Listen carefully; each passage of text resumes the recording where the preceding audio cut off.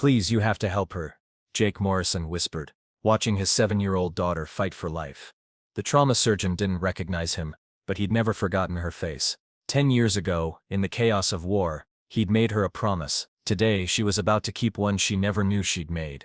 The screech of tires against wet pavement echoed through the Seattle night as Jake Morrison's pickup truck skidded into the emergency entrance of Children's Hospital. Rain pounded against his windshield like bullets, a sound that still made his hands shake after all these years. But tonight the trembling wasn't from old war memories. Tonight it was pure, paralyzing fear. "Stay with me, Emma. Stay with Daddy," he whispered, cradling his 7-year-old daughter's unconscious form against his chest. Her small body felt impossibly light, her breathing shallow and irregular. Just 20 minutes ago she'd been laughing at his terrible dad jokes over dinner. Now her lips were blue and her pulse was racing like a hummingbird's wings. Jake burst through the automatic doors, his combat boots slipping on the polished hospital floor. "Help! I need help. My daughter. She collapsed. She can't breathe." The emergency room exploded into controlled chaos. Nurses appeared from nowhere. A gurney materialized, and suddenly Emma was being wheeled away from him down a blindingly white corridor.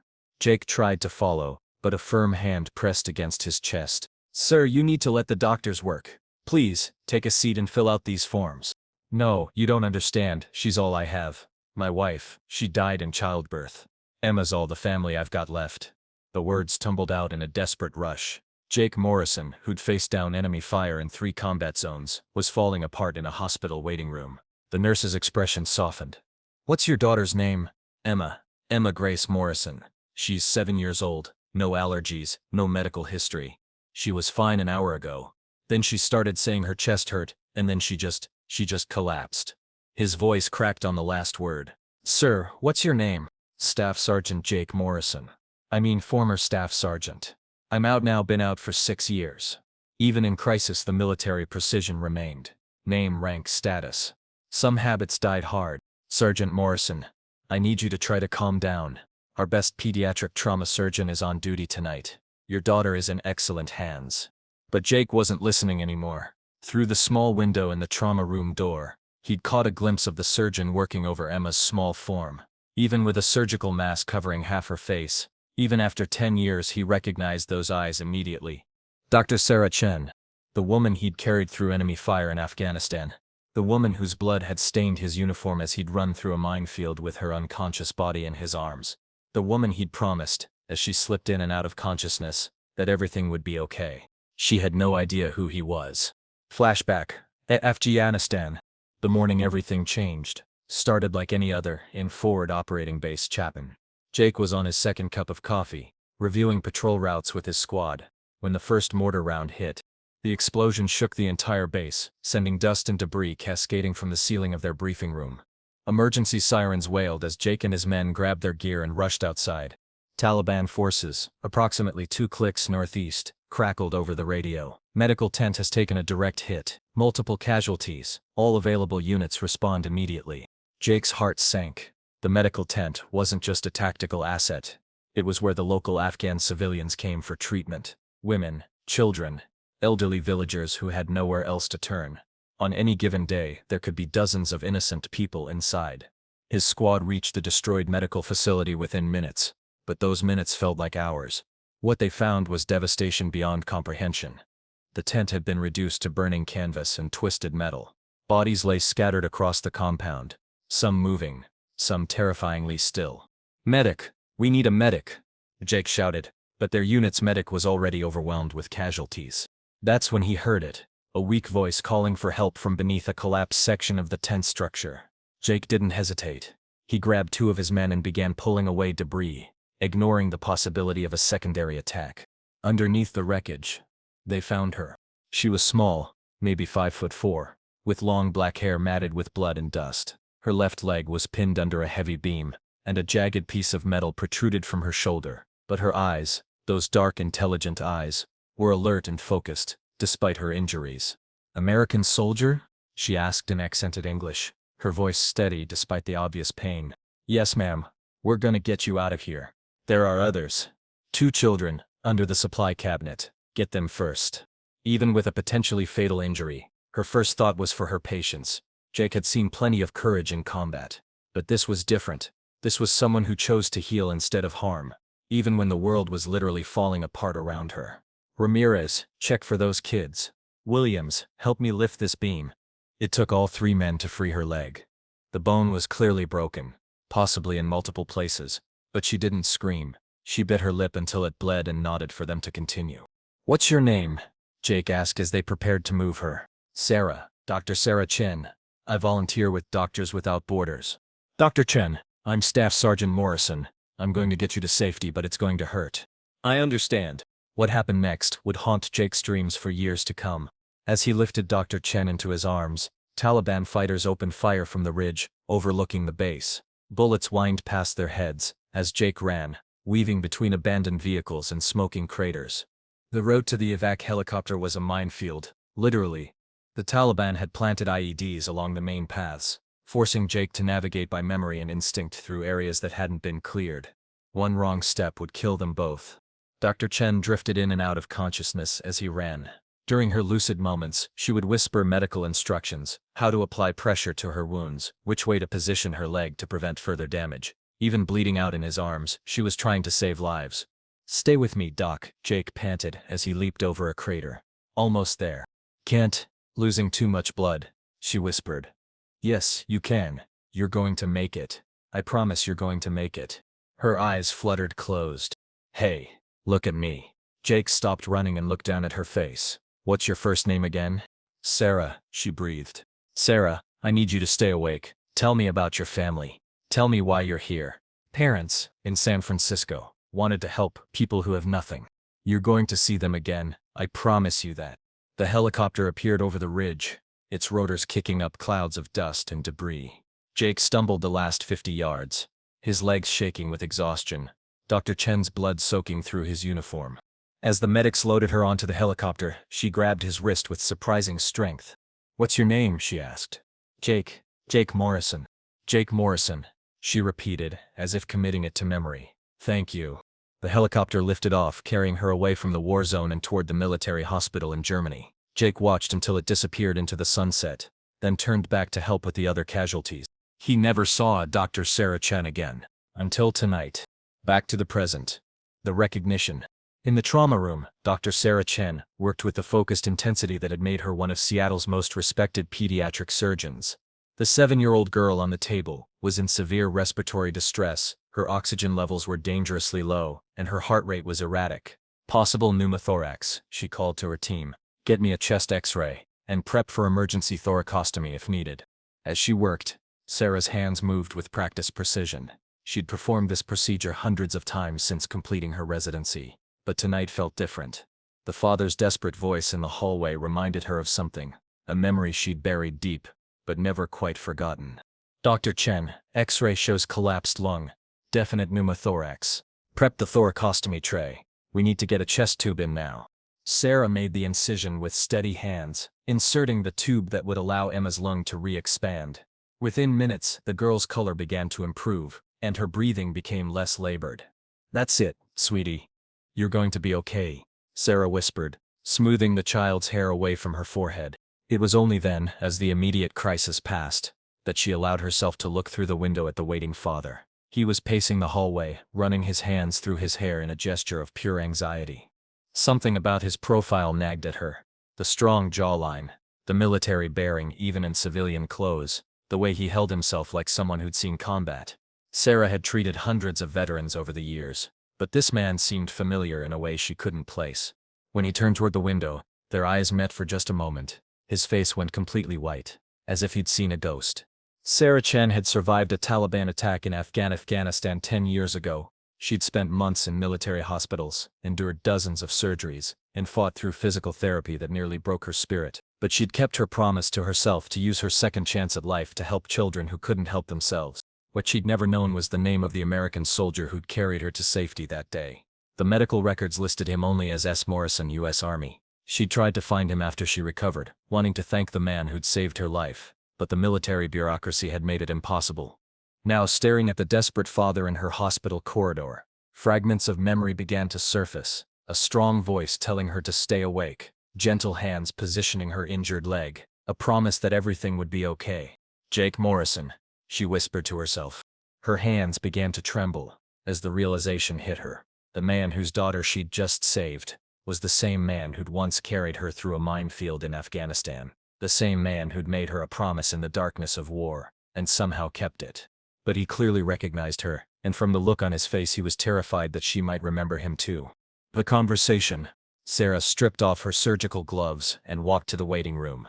Jake Morrison sat hunched forward in a plastic chair, his head in his hands. When he looked up at her approach, she saw the same eyes that had looked down at her with such determination 10 years ago. "Mr. Morrison, your daughter is going to be fine. She had a spontaneous pneumothorax, a collapsed lung. It can happen to anyone, but it's especially common in tall, thin children during growth spurts. We've inserted a chest tube and she should make a full recovery."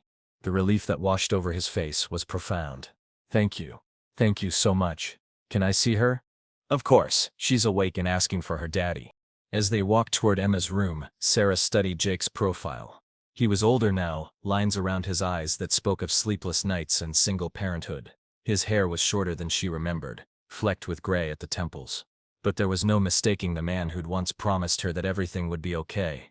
"Mr. Morrison," she said quietly, as they reached Emma's door. "This might sound strange, but have we met before?" Jake froze, his hand on the door handle. When he turned to look at her, his expression was unreadable. "I don't think so, Dr. Chen. I'd remember meeting someone who saved my daughter's life." It was a deflection, but Sarah understood. Some memories were too painful to excavate. Even when they led to something beautiful, she decided not to push for now. "Well, you should know that Emma is incredibly brave. She woke up asking if the doctors were okay, worried that she'd scared us. That kind of empathy, she must get it from her father." Jake's eyes filled with unshed tears. "She's everything good in this world. I don't know what I'd do if I lost her." "You won't lose her, Mr. Morrison. That's a promise I can keep." The word promise hung between them, loaded with meaning that only one of them fully understood. Sarah saw recognition flicker in Jake's eyes before he turned away and pushed through the door to his daughter's room. Inside, Emma Morrison lay propped up against pillows, the chest tube taped securely to her small body. Her face lit up when she saw her father. "Daddy, the doctor says I had a collapsed lung. Isn't that weird? But she fixed it, and now I can breathe better than ever." Jake sat on the edge of her bed and gathered her carefully into his arms. "How are you feeling, baby girl?" "I'm okay. The doctor is really nice. She told me she was in an accident once too, and that sometimes getting hurt makes us stronger." Emma looked over at Sarah with the unfiltered admiration that only children can manage. "She has really pretty eyes, doesn't she, Daddy?" Jake glanced at Sarah, and for just a moment, his guard dropped completely. She saw gratitude, recognition, and something else. A deep sadness that spoke of losses beyond anything she could imagine. "Yes, sweetheart. She has very pretty eyes." Sarah felt heat rise in her cheeks. There was something in the way he said it that made her think he wasn't just agreeing with his daughter's observation. "Dr. Chen," Emma said, "Daddy was a soldier. He was very brave and helped lots of people. Maybe you two should be friends." From the mouths of babes. Sarah caught Jake's slight smile despite the tension in the room. "I think your daddy and I might have more in common than he realizes," Sarah said softly. The reveal begins. Over the next 2 hours, as Emma slept peacefully with her chest tube draining properly, Sarah found herself returning to their room more often than strictly necessary. Each time, she and Jake would exchange a few more words, dance a little closer to the truth that hung unspoken between them. It was nearly midnight when Sarah finally worked up the courage to address the elephant in the room. Emma was sleeping soundly, and Jake was keeping vigil in the chair beside her bed. "Mr. Morrison," Sarah said quietly from the doorway, "could I speak with you in the hallway for a moment?" Jake looked reluctant to leave Emma's side, but he followed Sarah out of the room. "I need to ask you something, and I want you to know that your answer won't affect Emma's care in any way." Jake crossed his arms defensively. "Okay. Afghanistan. Forward Operating Base. Chapman. October." Jake's entire body went rigid. "I don't know what you're talking about. A medical tent was bombed. Taliban mortars.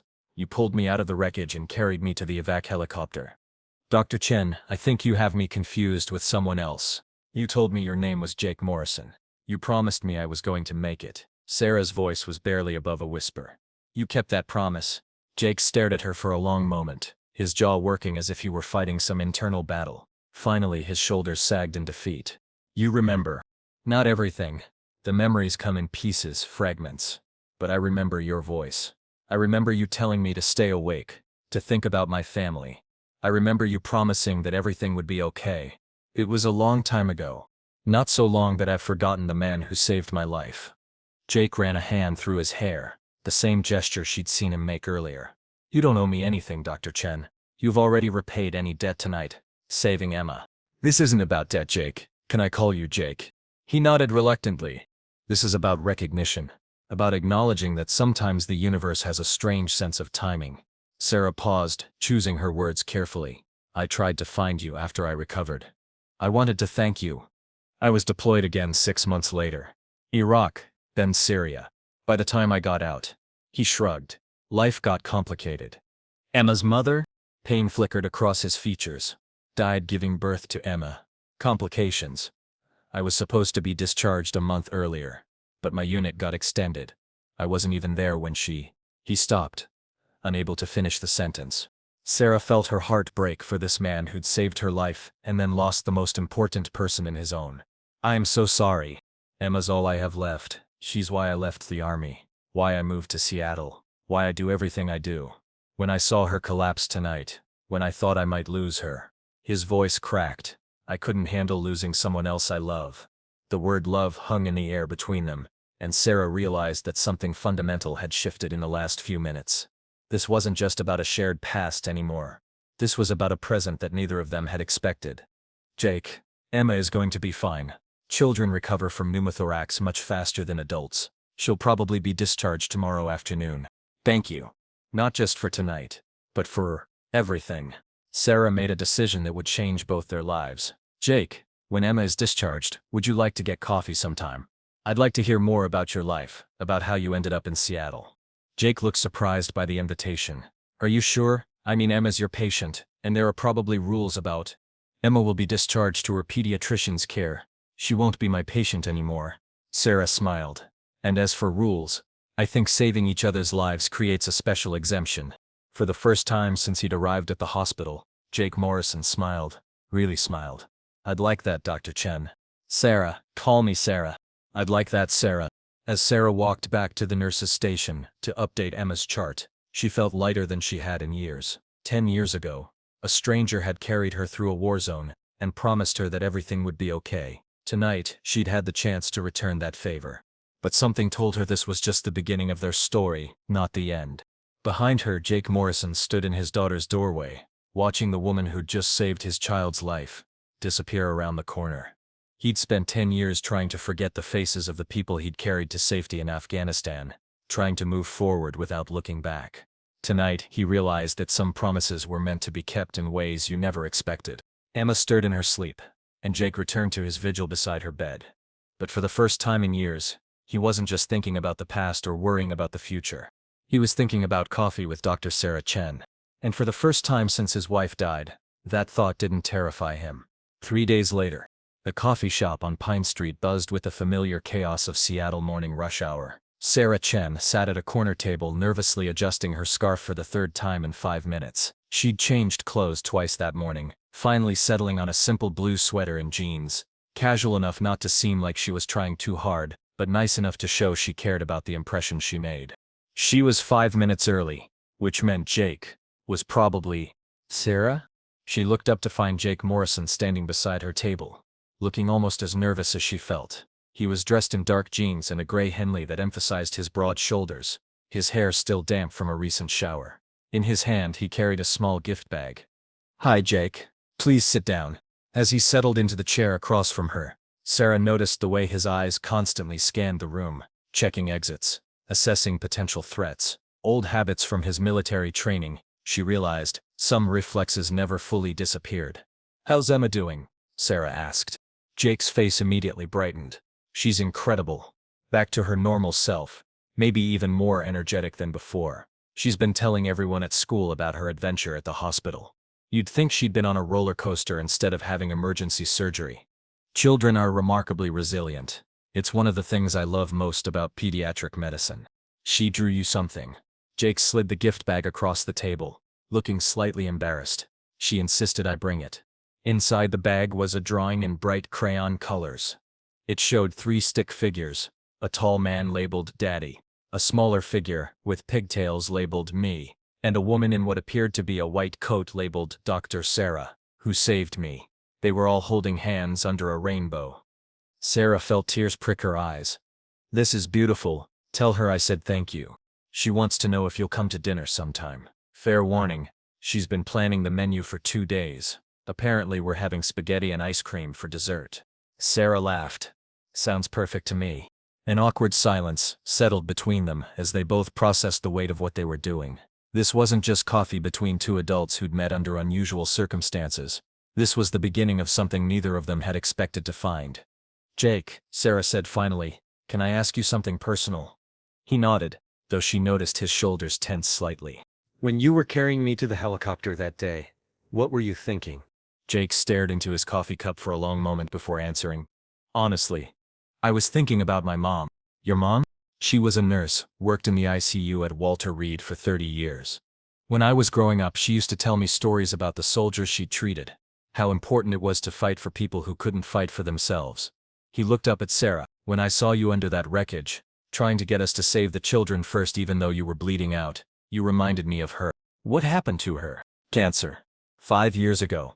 She never got to meet Emma. Jake's voice caught slightly. I think she would have liked you. Sarah reached across the table and touched his hand gently. I'm sure I would have liked her too.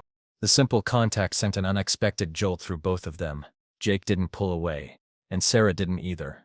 For a moment the busy coffee shop faded around them, and it was just the two of them, connected by touch and shared understanding. Sarah, Jake said quietly, I need you to know something. When I saw you in that trauma room 3 nights ago, it wasn't just recognition, it was relief. Relief? For 10 years I've carried the faces of everyone I couldn't save in Afghanistan. The children in that bombed medical tent, the civilians caught in crossfire, the members of my unit who didn't make it home. His thumb traced across her knuckles. You were the one person I knew for certain had survived. Seeing you alive, successful, helping other people.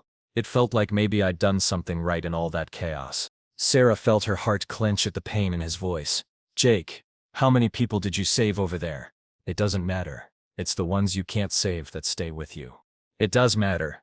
You saved me, and because you saved me, I was able to finish medical school, complete my residency, and become a pediatric surgeon. Do you know how many children I've treated in the last 6 years?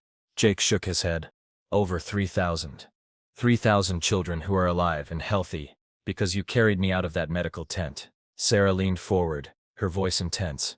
Every surgery I perform, every life I save, it's possible because of what you did that day. Your heroism has a ripple effect you can't even imagine. Jake stared at her, and she could see him processing this idea that his actions had consequences beyond the immediate moment, that saving one life could multiply into saving thousands. I never thought of it that way, he said finally. Maybe it's time you started. The deeper conversation. They talked for 3 hours, the coffee shop gradually emptying around them, as the morning rush gave way to the quieter afternoon crowd. Sarah learned about Jake's childhood in rural Montana, his decision to join the army after 9/11, his 3 tours of duty in Afghanistan and Iraq. Jake learned about Sarah's immigrant parents, her struggle to balance cultural expectations with her own dreams, her decision to specialize in pediatric trauma surgery after her own experience as a patient. What was the hardest part? Sarah asked. Coming home from deployment, I mean. Jake considered the question carefully. The quiet. In a war zone you're always alert, always listening for the next threat. When you come home, the silence is almost deafening. You find yourself missing the adrenaline, even though you hated it when you were there. Is that why you became a paramedic? Jake looked surprised. How did you know I was a paramedic? Your medical knowledge, the night Emma was admitted, the way you described her symptoms, the fact that you stayed so calm during the crisis. Plus Emma mentioned that you help sick people for work. You're very observant, Dr. Chen. It's Sarah, remember? And yes, observation is kind of a professional requirement. Jake smiled. Being a paramedic helps. Yeah, it gives me a sense of purpose, and the adrenaline keeps the nightmares at bay. Plus, the schedule works well with single parenthood. I work 4 12-hour shifts, then I'm off for 3 days. What about Emma's mother? If you don't mind me asking. The change in Jake's expression was immediate and heartbreaking. Her name was Lisa. We met right after I got back from my second deployment. She was everything I needed at the time. Patient, understanding, willing to deal with my PTSD and night terrors. Sarah waited, sensing there was more to the story. We got married after a year, and Emma was conceived almost immediately. I was scheduled to be discharged a month before her due date. But then my unit got called up for an emergency deployment to Syria. I begged my commanding officer to let me stay. But you had to go. I had to go. I was supposed to be back in 2 weeks. But the mission got extended. Lisa went into labor 3 weeks early. And there were complications. Eclampsia, they called it. By the time I got the Red Cross message, and they could get me on an emergency flight home, she was already gone. Sarah's heart broke for this man who'd spent his life saving others only to lose the person he loved most. Jake, I'm so sorry. The worst part is that I wasn't there for either of them. Lisa died alone, and Emma's first few days of life were spent in the NICU with no family around. When I finally got to the hospital, she was this tiny perfect little person who didn't even know she had a father. But you've been an amazing father since then. Anyone can see how much Emma adores you. I try. God knows I try. But some days I look at her and wonder if she's missing out, not having a mother, if I'm enough for her. Sarah leaned forward, her expression fierce. Jake Morrison, you listen to me. That little girl in there worships you. She talks about you like you hung the moon. You've raised her to be kind, empathetic, brave, and curious about the world. That doesn't happen by accident. How can you be so sure? Because I see dozens of children every month, and I can tell within 5 minutes which ones have parents who love them unconditionally. Emma is one of the lucky ones. Jake felt something loosen in his chest, a knot of guilt and self-doubt he'd been carrying for 7 years. Hearing it from Sarah, a woman who worked with children professionally, meant more than he could express. Thank you, he said simply. Now it's your turn to ask me a personal question. Jake studied her face for a moment. Why aren't you married? Or dating someone? I can't imagine that someone like you doesn't have options. Sarah laughed, but there was a hint of sadness in it. You mean why is a successful doctor in her 30s still single? I didn't mean it like that. I know you didn't. It's a fair question. Sarah traced the rim of her coffee cup with her finger. The honest answer is that what happened in Afghanistan changed me in ways I didn't expect. Not just physically, but emotionally. How so? Before the bombing, I was fearless. I went to Afghanistan because I wanted to help people, but also because I craved adventure. I was young and idealistic and convinced that I could save the world. She paused. After I recovered, I realized how fragile life really is, how quickly everything you care about can be taken away. So you protected yourself by not getting too close to anyone. Exactly. I threw myself into my career, told myself that helping children was enough, that I didn't need a personal life as long as I was making a difference professionally. What changed your mind? Sarah looked directly at him. Meeting you again. Being reminded that sometimes the universe brings people together for a reason. The air between them crackled with unspoken possibilities. Jake felt something he hadn't experienced since Lisa died. Hope for a future that involved more than just him and Emma. Sarah, I should tell you something. I haven't dated anyone since Lisa died. Haven't even considered it. Why not? Partly because I couldn't handle the idea of losing someone else I loved, but mostly because I couldn't imagine introducing anyone into Emma's life unless I was absolutely certain they were going to stay. And now, Jake reached across the table and took her hand again. Now I'm sitting across from a woman who saved my daughter's life, who understands what it means to sacrifice for others, who's spent her career healing children. If Emma has to have a woman in her life besides me, I can't think of anyone I'd rather it be. Sarah felt her breath catch. Jake, are you saying? I'm saying I'd like to find out where this goes. If you're willing. Sarah squeezed his hand. I'm willing.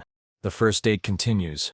They left the coffee shop and walked through Pike Place Market, talking and laughing like old friends, despite the undercurrent of attraction that seemed to grow stronger with every shared story. Jake bought Emma a small stuffed salmon from one of the vendors, and Sarah found herself charmed by his obvious devotion to his daughter.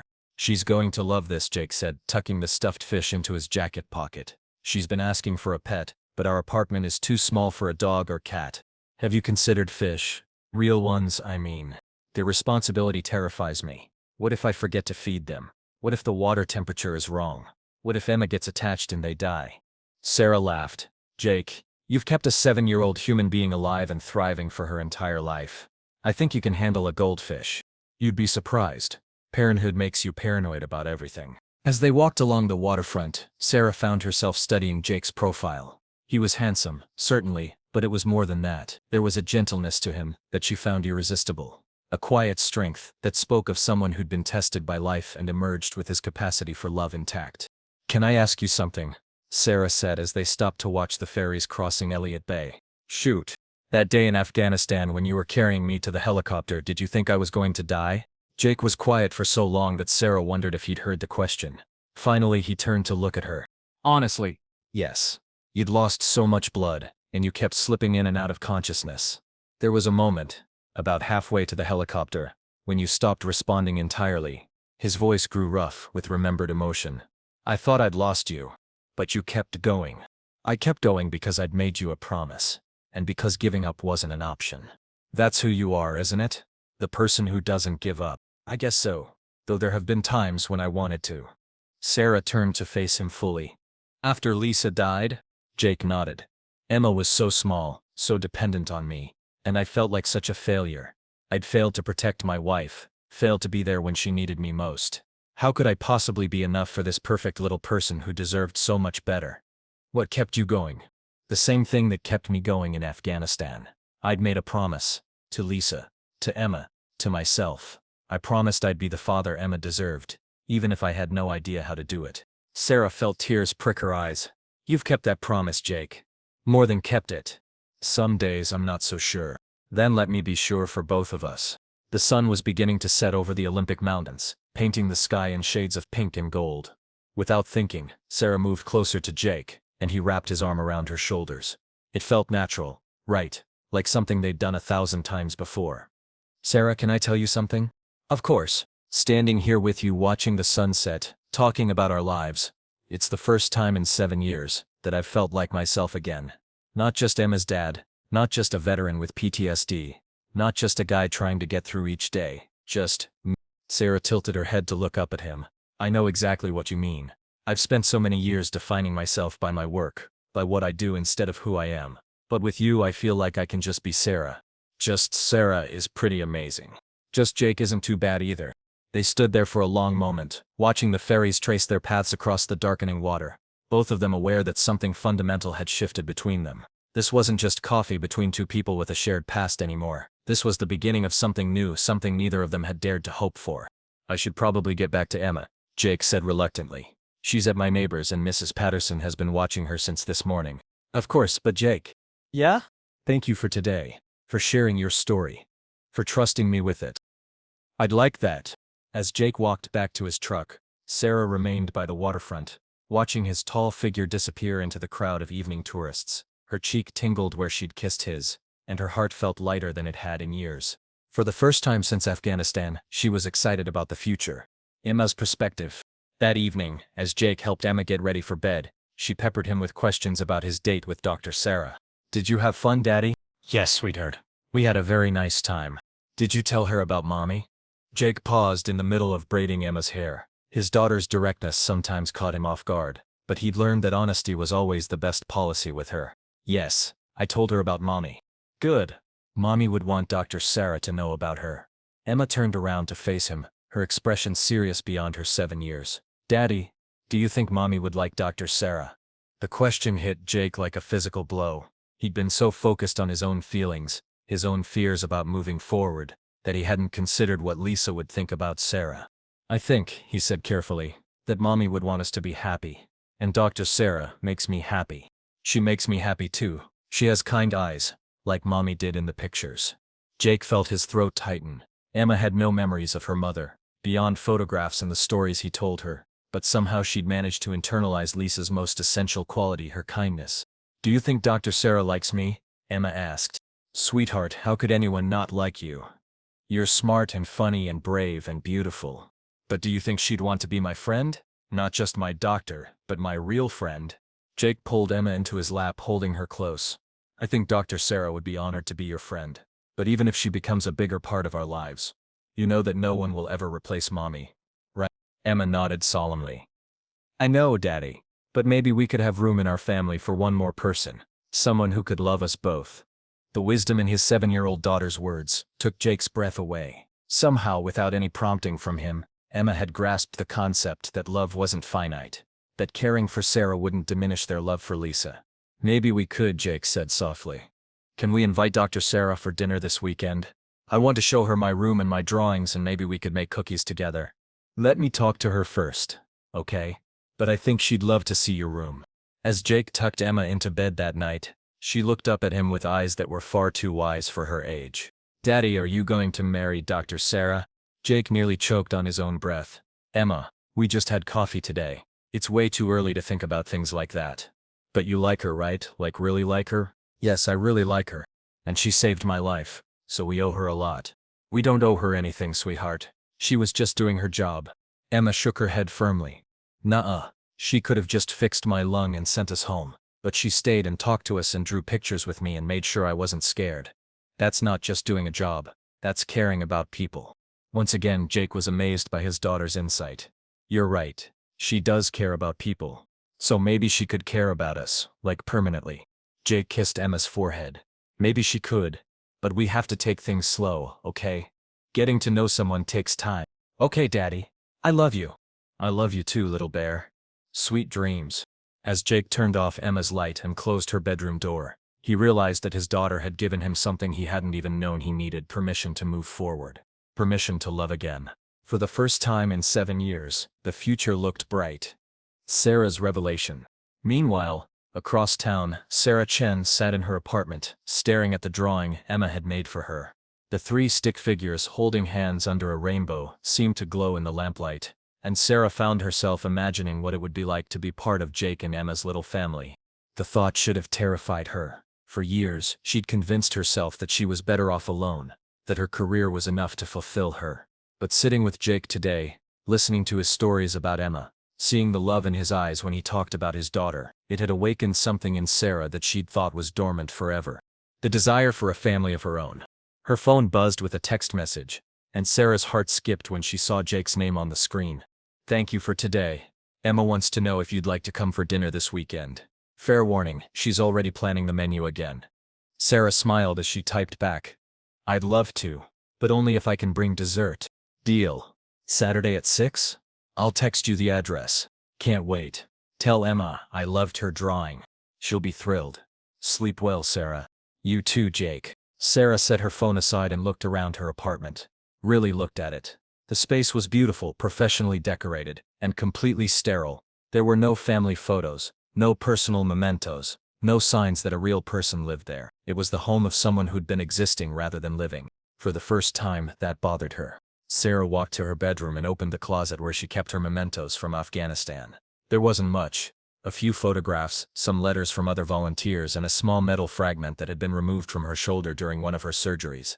At the bottom of the box she found what she was looking for: a military patch that had been sewn onto the uniform of the soldier who'd carried her to safety.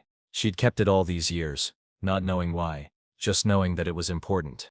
Now she understood. She'd kept it because, even unconsciously, she'd known that someday she'd see Jake Morrison again. The universe had a way of bringing people together when they needed each other most. Sarah held the patch up to the light, tracing the familiar insignia with her finger. Tomorrow she would return it to its rightful owner. But more than that, she would take the first step toward building the kind of life she'd never dared to imagine. A life filled with love, laughter, and the possibility of forever. As she drifted off to sleep that night, Sarah found herself looking forward to Saturday dinner with an anticipation that felt like coming home.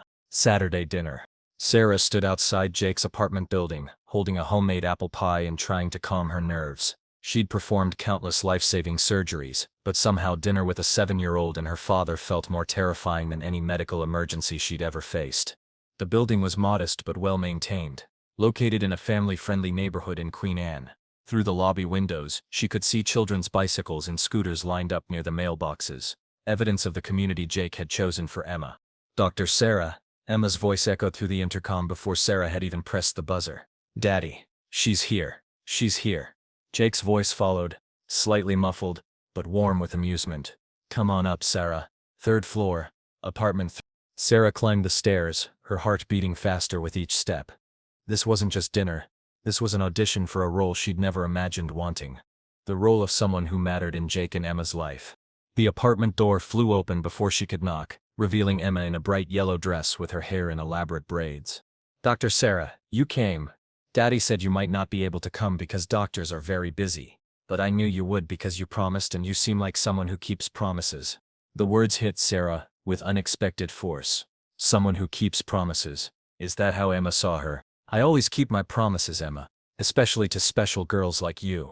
Jake appeared behind his daughter, looking slightly frazzled but happy. He was wearing dark jeans and a blue button-down shirt that brought out his eyes, and Sarah felt her breath catch at how handsome he looked in his own environment.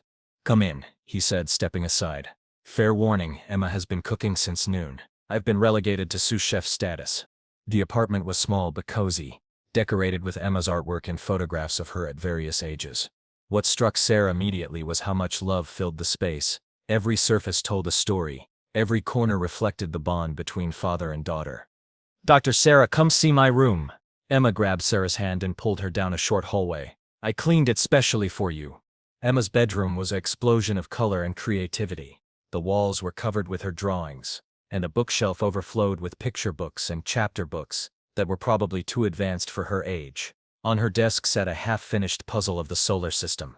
"You like space?" Sarah asked, examining the puzzle. "I want to be an astronaut," Emma said matter-of-factly. "Or maybe a doctor like you. Or maybe both. Daddy says I can be anything I want if I work hard enough." "Your daddy is right. And those are both excellent choices."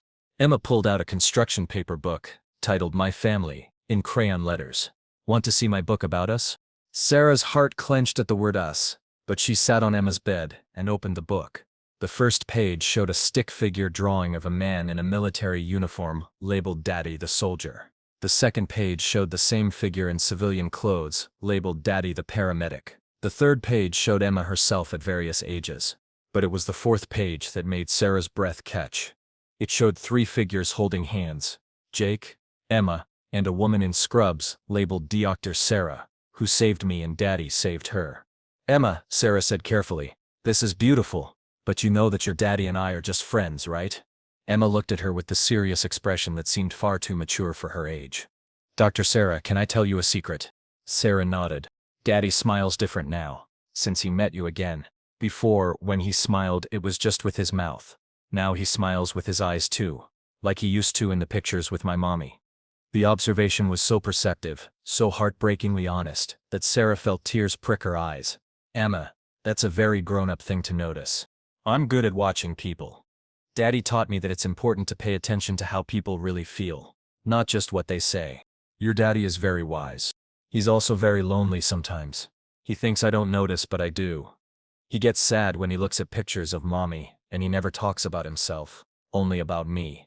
Emma moved closer to Sarah on the bed. "But with you, he talks about himself. He laughs more. He seems happier." Sarah felt overwhelmed by the depth of Emma's emotional intelligence. This child had been watching her father carry the weight of grief and single parenthood for her entire life, and now she was advocating for his happiness with the wisdom of someone much older. "Emma, what would you think if your daddy and I became more than just friends?" Emma's face lit up. "You mean like boyfriend and girlfriend?" "Something like that." "I think," Emma said carefully, "that mommy would want daddy to be happy. And you make him happy. Plus you already saved my life, so you're kind of like family already." The logic was so simple, so pure, that Sarah found herself laughing through her tears.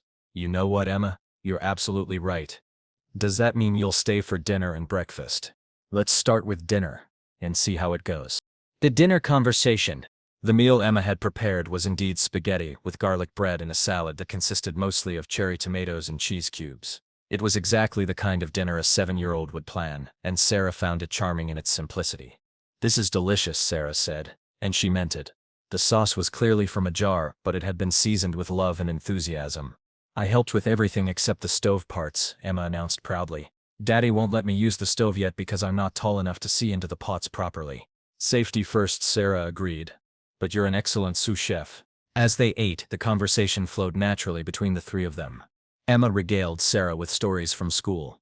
Jake shared funny anecdotes from his paramedic shifts, and Sarah found herself talking about her work in terms that a 7-year-old could understand. "Dr. Sarah," Emma said as they were finishing the main course, "can I ask you about when you were hurt in the war?" The question came out of nowhere, and Sarah saw Jake's eyes widen with alarm. "Emma, that's not really dinner conversation," Jake started. "It's okay," Sarah interrupted gently. "What would you like to know, Emma? Were you scared?" Sarah considered the question carefully. "Yes, I was scared. Very scared. But you know what helped me?"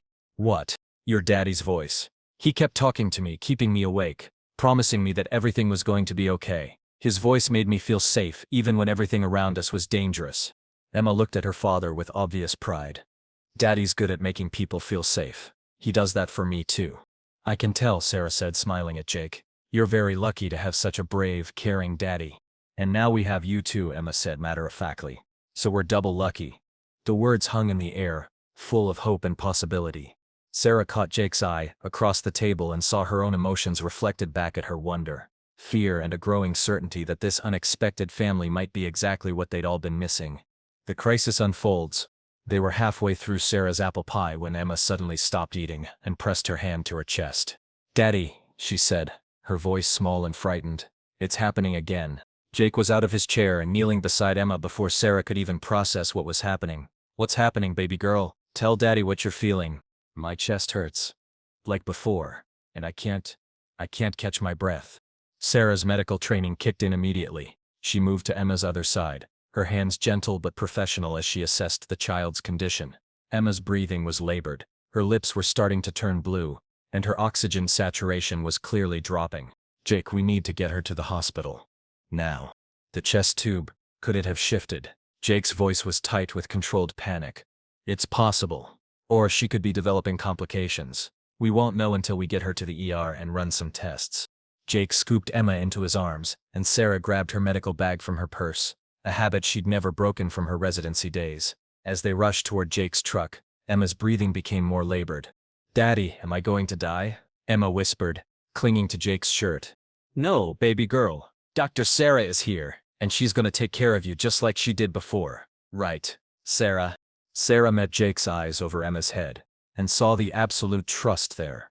The faith that she would move heaven and earth to save his daughter. The weight of that trust was both terrifying and empowering. "That's right, Emma. We're gonna fix this, I promise."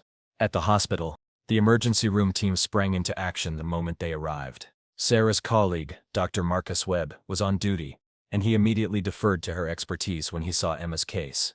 "Possible recurrent pneumothorax," Sarah explained rapidly as they moved Emma to a trauma bay. "Previous chest tube placement 3 days ago, sudden onset of respiratory distress." The chest X-ray confirmed Sarah's fears. Emma's lung had collapsed again, this time more severely than before. Worse, there were signs of attention pneumothorax, a life-threatening condition that could cause her heart to stop if not treated immediately. "We need to get another chest tube in right now," Sarah told the team. "And call the OR, she's going to need surgery to repair whatever's causing the recurrent collapse." Jake stood in the corner of the trauma bay, his face pale but his military training keeping him calm and out of the way. Sarah caught his eye for just a moment and saw the complete faith he had in her abilities. That faith terrified her. What if she couldn't save Emma this time? What if the little girl who'd brought such joy into both their lives was taken away just when they'd found each other again? "Dr. Chen?" The nurse's voice brought Sarah back to the present. "Emma's asking for you." Sarah moved to the head of the gurney, where Emma lay with an oxygen mask over her small face. Despite her obvious distress, the little girl's eyes were alert and focused on Sarah's face. "Hey, sweetheart," Sarah said softly, stroking Emma's hair. "We're going to take you upstairs for a small surgery to fix your lung permanently, okay?" Emma nodded weakly and pulled the oxygen mask aside for a moment. "Dr. Sarah, are you going to be my doctor for the surgery?" "Yes, I am." "Good, I trust you." Emma's voice was barely a whisper, but the words hit Sarah with the force of a physical blow. As they wheeled Emma toward the elevator, she reached out and grabbed both Jake's hand and Sarah's hand, linking them together. "Stay together while I'm sleeping," she whispered. "Take care of each other." The surgery. The thoracic surgery to repair Emma's lung was complex and delicate. Sarah worked with a focused intensity that had made her one of the best pediatric surgeons in the Pacific Northwest, but her hands trembled slightly as she made the first incision. This wasn't just another patient. This was Emma, the little girl who'd drawn pictures of them as a family, who'd asked if Sarah would stay for breakfast, who'd somehow seen through the walls Sarah had built around her heart, and decided she belonged with them. "Dr. Chen, are you all right?" asked Dr. Martinez, the anesthesiologist. "Fine," Sarah replied, though she could hear the tension in her own voice. "Let's continue." The surgery took 3 hours. Sarah found and repaired the small tear in Emma's lung that had been causing the recurrent collapses, reinforced the repair with a special mesh, and carefully placed a new chest tube to ensure proper drainage. Through it all, she was acutely aware of Jake waiting in the family lounge, pacing the floors and probably reliving every moment of fear from Emma's birth and his wife's death. The weight of his trust, of Emma's trust, pressed down on her like a physical thing. "Excellent work, Dr. Chen," Dr. Martinez said as they prepared to close. "This should prevent any future recurrence." Sarah nodded, but she wouldn't truly relax until Emma was awake and breathing on her own. The vigil. Jake was asleep in an uncomfortable hospital chair when Sarah found him in Emma's recovery room at 2 a.m. Emma was stable, breathing peacefully with the help of supplemental oxygen, her chest tube draining normally. Sarah stood in the doorway for a moment, watching the two people who'd somehow become the most important things in her world. Jake had positioned his chair as close to Emma's bed as possible, one hand resting protectively on her arm even in sleep. His face, relaxed in unconsciousness, showed the exhaustion of a man who'd been living on adrenaline and fear for hours. "Jake," Sarah said softly. He woke instantly, the way soldiers learned to do, alert and ready for action, before he was fully conscious. "Sarah, how is she?" "The surgery went perfectly. She's gonna be fine, Jake. Better than fine. The repair I did should prevent this from ever happening again." The relief that washed over Jake's face was so profound that Sarah felt her own eyes fill with tears. He stood up and, without thinking, pulled her into his arms. "Thank you," he whispered against her hair. "Thank you for saving her again." Sarah held him tightly, feeling the tension drained from his body, as he finally allowed himself to believe that Emma was safe. They stood there in the dim hospital room, holding each other while Emma slept peacefully nearby, and Sarah realized that this moment, this perfect, terrifying, beautiful moment, was when she knew for certain that she loved them both. "Jake," she said softly, not pulling away from his embrace. "Yeah? There's something I need to tell you." He leaned back to look at her face, his expression concerned. "What is it?" Sarah reached into her pocket and pulled out the military patch she'd kept for 10 years, the patch from his uniform that had been removed during one of her surgeries. "I've been carrying this since Afghanistan. I didn't know why I kept it, but now I do." She pressed the patch into his hand. "I kept it because some part of me always knew I'd see you again. Some part of me knew that the soldier who saved my life was going to be important to my future." Jake stared at the patch, running his thumb over the familiar insignia. "You kept this for 10 years? I kept it because it was a piece of hope. A reminder that there were still good people in the world. People worth believing in." Sarah took a deep breath. "Jake, what I'm trying to say is that I love you. I love Emma. I love the life you've built together. And I want to be part of it." Jake looked up from the patch, his eyes bright with unshed tears. "Sarah, I know it's fast. I know we've only known each other again for a week. But some things don't need time to develop. They just need the right moment to be recognized." Jake set the patch carefully on Emma's bedside table, and cupped Sarah's face in his hands. "I love you too. I think I've loved you since the moment I saw you working over Emma in that trauma room. Not just because you saved her, but because of the way you cared for her. The way you made her feel safe even when she was scared. And Emma? Emma adores you. She's been planning our wedding since our first coffee date." Sarah laughed through her tears. "She has not. She has. She's already decided on flowers, sunflowers, because they're happy, and she wants to walk down the aisle first to make sure everything is perfect for Dr. Sarah." "Jake Morrison, are you proposing to me in a hospital room at 2 a.m.? Jake's expression grew serious. "Actually, yes, I am." To Sarah's amazement, he dropped to one knee right there beside Emma's hospital bed. From his pocket, he pulled out a small velvet box that looked like it had been carried for a long time. "This was my grandmother's ring," he said quietly. "I've been carrying it around since Lisa died, not sure what to do with it. But seeing you save Emma tonight, watching you pour everything you have into caring for the people you love, I know exactly what to do with it now." Sarah's breath caught as he opened the box to reveal a simple but beautiful solitaire diamond set in white gold. "Sarah Chen, you've saved my life twice now. Once in Afghanistan, and again when you brought love back into my heart. Will you marry me? Will you be Emma's mom, and my wife, and the family we never knew we were looking for?" Through her tears, Sarah looked down at the man who'd carried her through a war zone, who'd raised an extraordinary daughter with nothing but love and determination, who'd somehow found the courage to trust his heart again despite everything he'd lost. "Yes," she whispered. "Yes, I'll marry you." Eamon's reaction. "I knew it." The triumphant shout from the hospital bed made both Jake and Sarah jump. Emma was awake, grinning despite the oxygen cannula in her nose, her eyes bright with excitement and pain medication. "Emma Grace Morrison, how long have you been awake?" Jake asked, moving to her bedside. "Long enough to hear the good parts." Dr. Sarah said yes. "We're going to be a real family." Emma tried to sit up, wincing slightly from her surgical incisions. "Can I see the ring?" Sarah held out her hand, and Emma examined the ring with the seriousness of a professional jeweler. "It's perfect," Emma declared. "It looks like the kind of ring a princess would wear, but not too fancy." Just right for Dr. Sarah. What do you think about having Dr. Sarah as your mom? Jake asked gently. Emma's expression grew thoughtful. I think, she said carefully, that I'm the luckiest girl in the world.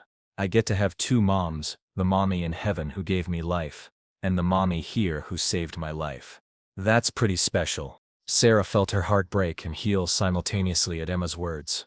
This child who'd been through so much in her short life had somehow found a way to embrace love without diminishing memory. Emma, I want you to know that I'm not trying to replace your mommy, Sarah said softly. No one could ever do that.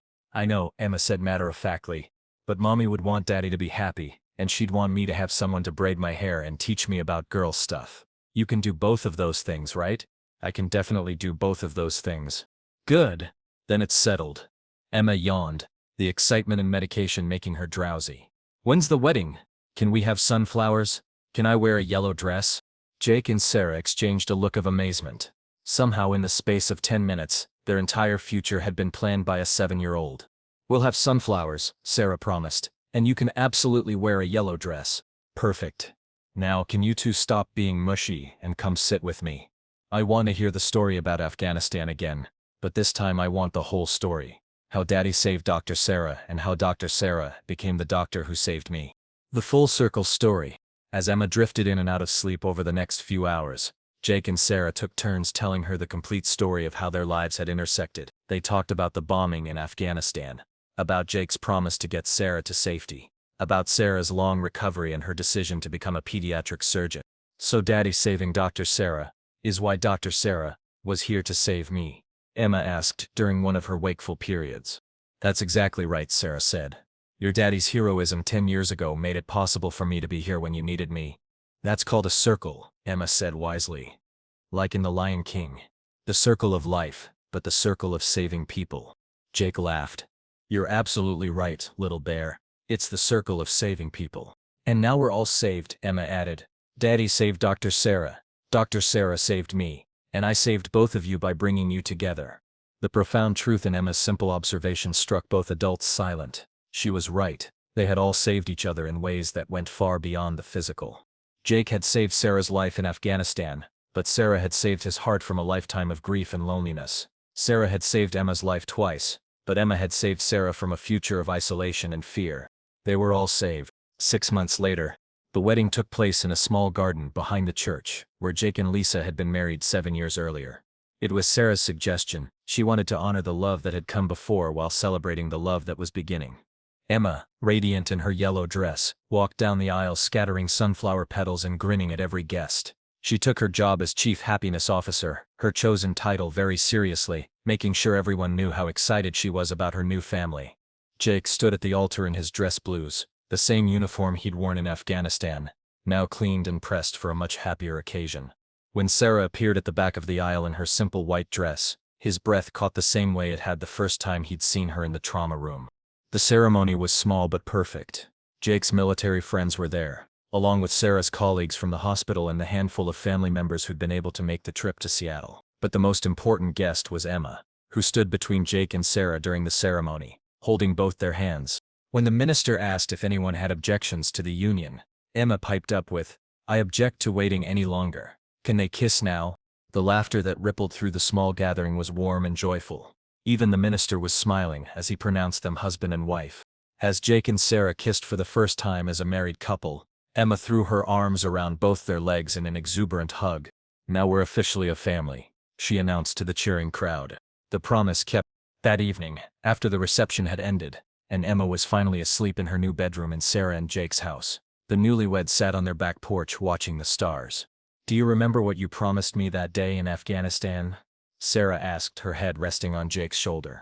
"I promised you that everything was going to be okay. And you kept that promise, not just by getting me to safety that day, but by being the kind of man who would save a stranger without thinking twice, by raising Emma to be kind and brave and loving, by having the courage to love again when it would have been easier to stay closed off." Jake turned to look at his wife, and marveled at the journey that had brought them to this moment. "You know what I realized today," he said. What? "I didn't just save you in Afghanistan, you saved me too. Every choice you made after that day, becoming a doctor, specializing in pediatric surgery, being in that trauma room when Emma needed you, it all led to this moment. You saved my daughter's life, but more than that, you saved my future. Sarah lifted her head to meet his eyes. So what do we promise each other now? Jake considered the question seriously. I promise to love you, and Emma with everything I have for the rest of my life. I promise to be the husband and father you both deserve. And I promise that no matter what challenges we face, we'll face them together. I promise to love you both the same way, Sarah replied.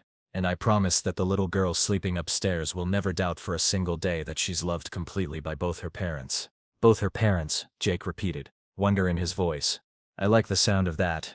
They sat in comfortable silence for a while, watching planes blink across the night sky and listening to the sounds of their neighborhood settling into sleep. Somewhere in the distance they could hear the faint wail of an ambulance siren, a sound that had once meant danger and trauma, but now simply reminded them of the ways people took care of each other.